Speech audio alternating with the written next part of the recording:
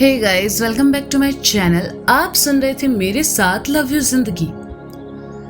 जिंदगी भाग 56। नैना जहां रुचिका को लेकर परेशान हो रही थी, वहीं रुचिका रेलवे स्टेशन पर बैठकर मजे से बर्गर खा रही थी। ये देखकर नैना ने हाथ में पकड़ा पानी का बोतल फेंक कर रुचिका को मारा। रुचिका के हाथ से आधा बर्गर नीचे जा गिरा।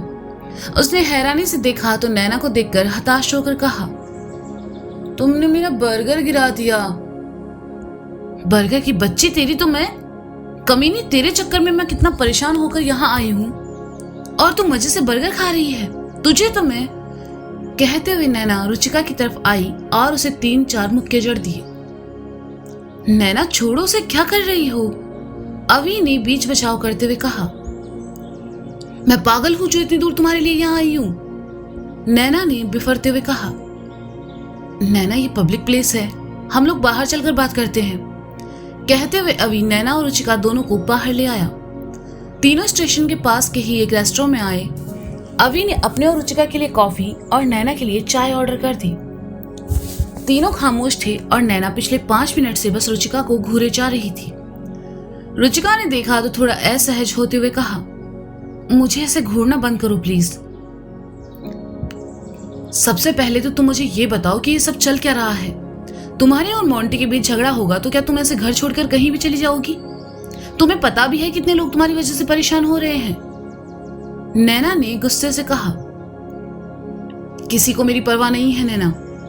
रुचिका ने भी गुस्से से कहा, हाँ हम लोग तो चूतियां हैं जो तुम्हारे लिए यहाँ आए हैं। नैना ने रुचिका को देखकर गुस्से से कहा, नैना शांत हो जाओ, एटलीस्ट उसे अपनी बात कहने का मौका तो दो। अभी ने कहा, कैसे शांत हो जाऊं यार, मैं इन सब से मिलकर अच्छी खासी जिंदगी में चरस बो दी है इन्होंने। एक को संभालो तो दूसरा हाथ से निकल जाता है, दूसरे को संभालो तो पहला रंडी रोना शुरू कर देता है। मुझे समझ नहीं आ रहा आखिर तुम दोनों एक दूसरे से चाहते क्या हो। नैना ने एकदम से चिल्लाकर कहा। गनीमत था इस वक्त रेस्टोरेंट में ज्यादा लोग नहीं थे। मैं अब मोंटी के साथ और नहीं रह सकती। रुचिका ने नैना को देखकर कठोरता से कहा, साथ नहीं रह सकती मतलब? तुम्हें क्या लगता है शादी गुड्डे गुड़ियों का खेल है कि जब दिल किया खेला और जब दिल किया खत्म? मत भूलो रुचि, तुमने और मोंटी ने लव मैरिज की है, फिर क्या रीजन दोगी उसे छोड़ने का? नैना ने कहा, तुम नहीं जानती उसने मेरे साथ क्या किया है। रुचिका ने आंखों में आंसू भरकर कहा, रुचि अक्सर सच वो नहीं होता जो हम अपनी आंखों से देखते हैं। एक सिक्के के 2 पहलू होते हैं, हम एक तरफा फैसला नहीं ले सकते। नैना ने दार्शनिक अंदाज में कहा, हाँ नैना तुम तो यही कहोगी क्योंकि मोंटी तुम्हारा बेस्ट फ्रेंड जो है।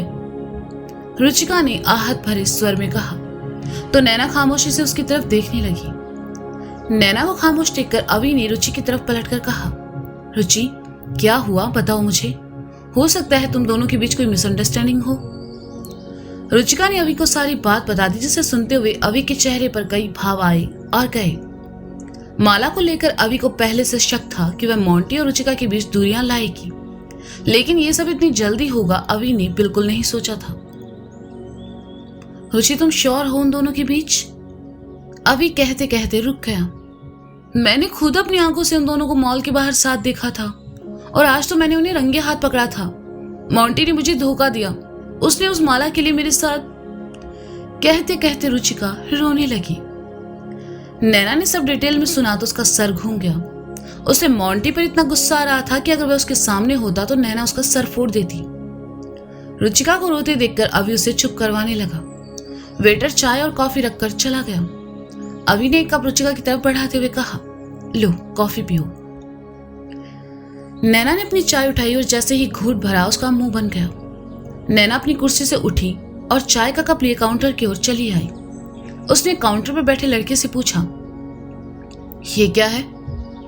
चाय है मैडम, लड़के ने कहा। नैना ने कप हाथ पर उड़ेलकर हाथ धोते हुए कहा, ये चाय है? इससे अच्छा गर्म पानी में शक्कर डालकर दे देते ना। नैना ने थोड़ी ऊंची आवाज में कहा, जिसे सुनकर अभी अपनी कॉफी रखकर उसकी तरफ चला आया। मैं दूसरी बनवा देता हूं छोटू, लड़के ने अपने फोन की स्क्रीन पर नजर जमाई जैसे ही कहा।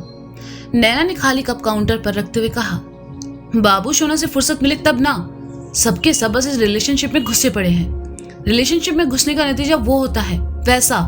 फिर बैठकर उन गलतियों के लिए हाय तौबा करो जो तुमने की ही नहीं। नैना ने रुचिका की तरफ इशारा करके कहा। अरे मैडम, एक चाय के लिए आप इतना क्यों भड़क रही है?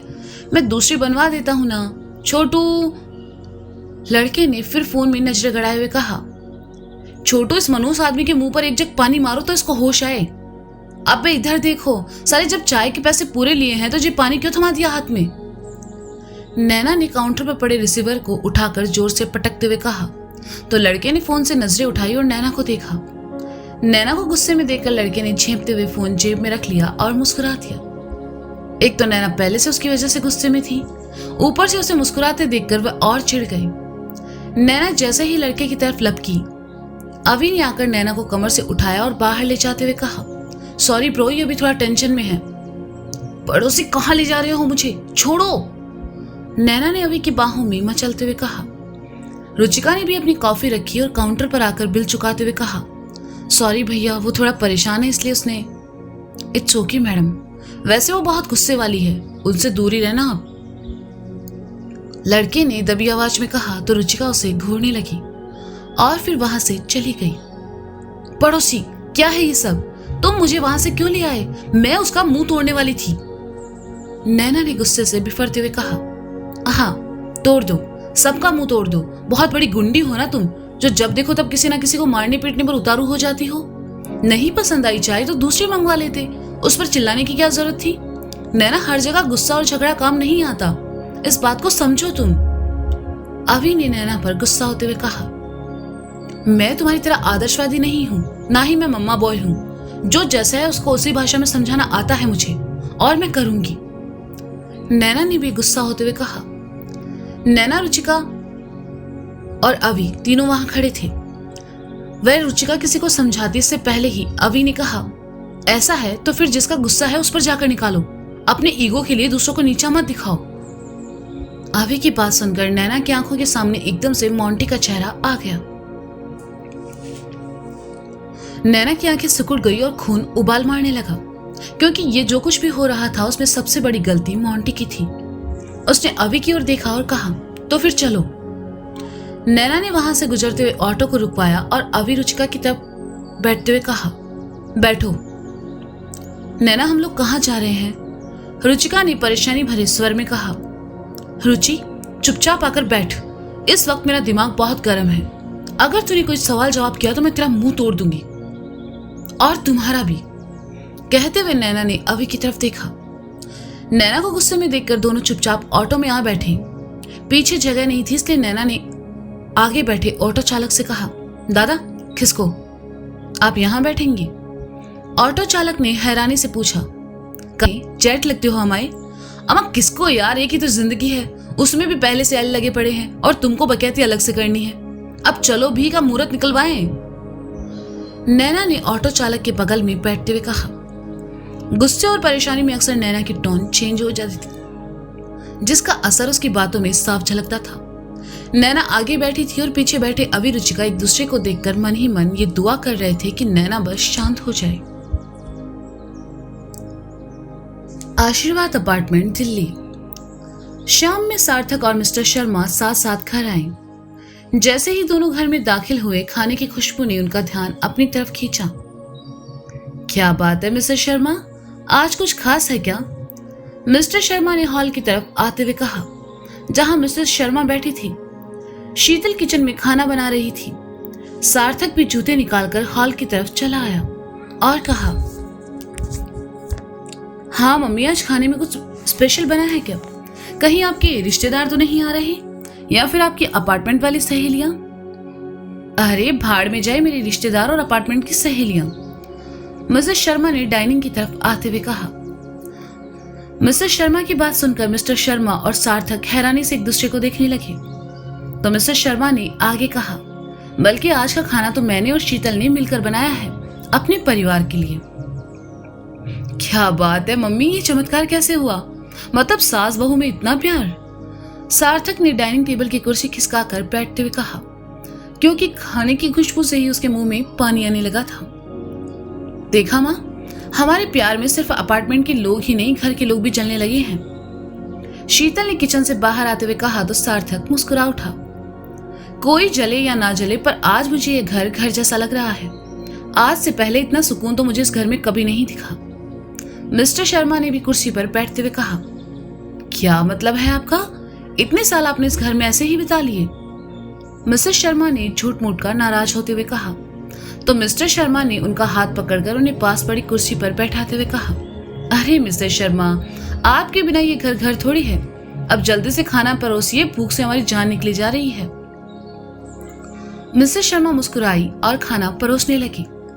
शीतल भी सार्थक के सामने आ बैठी और चारों बातें करते हुए खाना खाने लगे। शीतल और मिसेस शर्मा की नजरें जब एक दूसरे से मिली तो दोनों मुस्कुरा उठी। खाना खाते हुए मिसेस शर्मा ने सबके सामने शीतल के कथक क्लास को लेकर बात की। शीतल का मन देखते हुए मिस्टर शर्मा ने उसे परमिशन दे दी। साथ ही मिसेस शर्मा को भी ज्वाइन करने को कहा। मैं इस उम्र में कथक? नहीं, ये मुझसे नहीं होगा। मिसेस शर्मा ने कहा, क्यों नहीं कर सकती? सपने पूरे करने की कोई उम्र नहीं होती है मिसेस शर्मा। मिस्टर शर्मा ने खाना खाते हुए कहा, आपको कैसे पता ये मेरा सपना? मिसेस शर्मा कहते कहते एक बार फिर रुक गई। मैं जताता नहीं, इसका मतलब ये नहीं कि मैं आपकी और आपके परिवार की परवाह नहीं करता। शीतल के साथ तुम भी कल से क्लास जाना शुरू कर दो और अपने सपने को पूरा करो। मिस्टर शर्मा ने कहा तो मिसेस शर्मा की आंखों में नमी उतर आई। सच तो ये था कि आज तक उन्होंने कभी मिस्टर शर्मा से अपने सपने के बारे में बात ही नहीं की थी, पर आज उनके मुंह से यह सब सुनकर उन्हें बहुत खुशी मिल रही थी। शीतल ने मिस्टर शर्मा की आंखों में नमी देखी तो अपना हाथ उनके हाथ पर रख दिया और अपनी पलकें झपका दी। मिसेस शर्मा ने भी अपनी पलकें झपकाई और खाना खाने लगी। खाना खाने के बाद चारों हॉल में बैठकर कुछ देर बातें करते रहे। उसके बाद शीतल किचन में चली आई। सार्थक अपने कमरे में चला गया और मिस्टर शर्मा मिसेस शर्मा के साथ बाहर घूमने निकल गए। आज चारों का मन बहुत शांत था। घर का माहौल भी खुशनुमा था। बर्तन धोने के बाद शीतल हॉल में चली आई। उसने अपना फोन उठाया तो स्क्रीन पर लगी अपनी नैना और रुचिका की तस्वीर देखकर उसे उन दोनों की याद आ गई। शीतल की नजर नैना के चेहरे पर ठहर गई और वह मन ही मन कहने लगी, तुमसे मिलकर तुम्हें कसकर गले लगाना है एक बार, और तुम्हें थैंक यू कहना है। तुम ही हो नैना जिसने मेरे अंदर ये भरोसा जगाया कि मैं अपने हक के लिए अकेले लड़ सकती हूँ। तुम्हारे साथ और भरोसे ने मुझे हिम्मत दी और देखो आज सब ठीक हो गया। थैंक यू नैना, तुम एक दोस्त नहीं बल्कि मेरे परिवार का वो हिस्सा हो जो मुझे मजबूत बनाता है। मुझे नैना को फोन करना चाहिए। कहते हुए शीतल ने नैना का नंबर डायल किया और मुस्कुराते हुए उसके फोन उठाने का इंतजार करने लगी। शीतल नैना को बताना चाहती थी कि कैसे उसने अपार्टमेंट के टॉक्सिक लोगों को सबक सिखाया है, लेकिन नैना ने फोन ही नहीं उठाया। उदास होकर शीतल ने फोन रख दिया और अपने कमरे में चली गई। ऑटो एक अपार्टमेंट के बाहर आकर रुका। नैना ने रुचिका और अभी से उतरने को कहा और पैसे चुकाकर अपार्टमेंट के अंदर चली आई। नैना, हम वहां क्यों जा रहे हैं? रुचिका ने नैना के पीछे चलते हुए धीरे से कहा, थोड़ी देर में तुम्हें तुम्हारे सारे सवालों के जवाब मिल जाएंगे। नैना ने लिफ्ट के सामने आकर बटन दबाते हुए कहा। तीनों लिफ्ट में चले आए। नैना अब शांत थी। उसके चेहरे पर कोई गुस्सा नहीं था। वह खामोशी से खड़ी लिफ्ट को ऊपर जाते देख रही थी। अभी बस नैना को देख रहा था। वह जानता था कि नैना की यह खामोशी आने वाले तूफान का संकेत है। लिफ्ट ऊपर आकर खुली। नैना, रुचिका और अभी तीनों वहां से आगे बढ़ गए। मोंटी के फ्लैट के सामने आकर नैना ने बेल बजाई। एक बार बेल बजाने से दरवाजा नहीं खुला तो नैना ने बेल बजाना जारी रखा। कुछ देर बाद मोंटी ने दरवाजा खोला। उसने नैना, अभी और रुचिका को साथ देखा तो हैरानी से उसकी आंखें फैल गई। वह कुछ कहता इससे पहले ही नैना उसे धकियाते हुए अंदर ले आई और अंदर आते आते एक घूंसा उसके मुंह पर दे मारा। नैना, मेरी बात तो सुनो, मोंटी ने कहा, लेकिन नैना ने ना कोई जवाब दिया, ना ही कोई भाव उसके चेहरे पर आए। उसने मोंटी को पीटना जारी रखा। पहले पहल तो रुचिका चुप रही, लेकिन जब मोंटी को दर्द में देखा नहीं गया तो कहा, नैना मत मारो उसे। नैना ने सुना तो उसके चेहरे पर दर्द और तकलीफ के भाव उभरे। उसने मोंटी की कॉलर पकड़कर उसे उठाते हुए कहा, देखा, तेरे इतना सब करने के बाद भी उसे तेरी परवाह हो रही है, और तूने क्या किया? तूने सबके सामने उस पर हाथ उठाया। औरत पर हाथ उठाना मर्दानगी नहीं होती है मोंटी।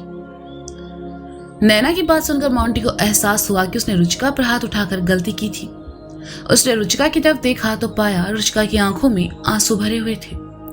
मोंटी का दिल चीरने के लिए कि आंसू काफी थे। तो दोस्तों ये था लव यू जिंदगी भाग 56। इसका अगला भाग आप जल्द ही सुनेंगे मेरे साथ। तब तक के लिए शुक्रिया, बाय बाय, अपना ख्याल रखिए और हाँ, सुनते रहें लव यू जिंदगी सीजन 2 मेरे साथ। Bye bye.